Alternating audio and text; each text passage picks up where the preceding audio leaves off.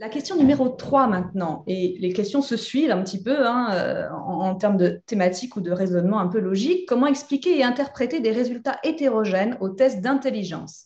Existe-t-il deux profils types de haut potentiel, par exemple complexe laminaire? Et là, je donne la parole à Ghislaine Labouret pour cette question complexe. Merci. Alors en fait, je vais séparer les deux questions et on va d'abord s'intéresser à la question de comment expliquer et interpréter les résultats hétérogènes. Donc un premier point à avoir en tête, c'est que la présence d'écart entre les scores à un test de QI est tout à fait normale et très courante dans la population.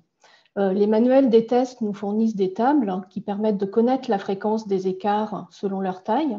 Et à titre de point de repère, vous avez ici à gauche la distribution des écarts entre indice maximal et minimal. On voit que 50% des adultes ont un écart d'au moins 20 points et il faut atteindre un écart de 40 points pour que ça ne concerne plus que 5% des adultes. Donc pour interpréter les écarts entre scores, un premier niveau, c'est celui des différences statistiquement significatives. Elles nous garantissent qu'un écart ne résulte pas de l'erreur de mesure, mais qui traduit vraiment une différence réelle entre les compétences.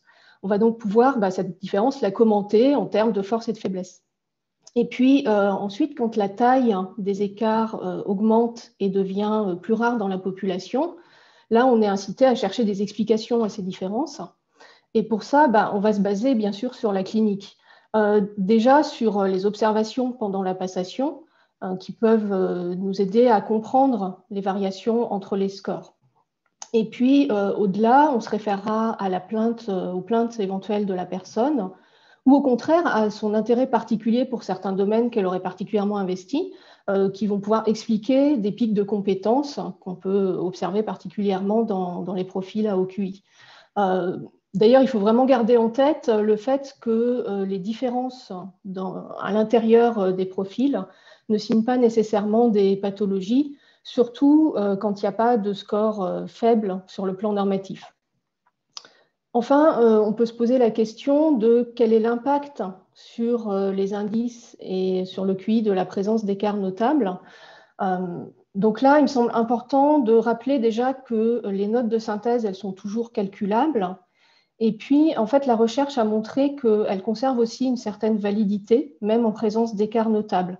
Donc, je ne suis vraiment pas pour le fait de parler de QI non valide, mais d'ailleurs surtout parce que en fait, les personnes pourraient croire que ça veut dire que le test dans son ensemble est invalide, donc totalement inutile. Or, on sait très bien que ce n'est pas le cas.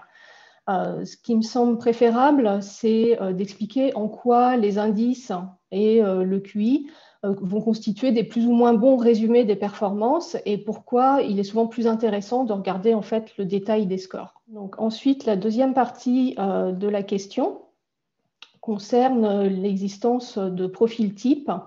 Donc ça, c'est une question qui s'inscrit en fait dans la question plus large de savoir s'il existe des profils cognitifs dans la population.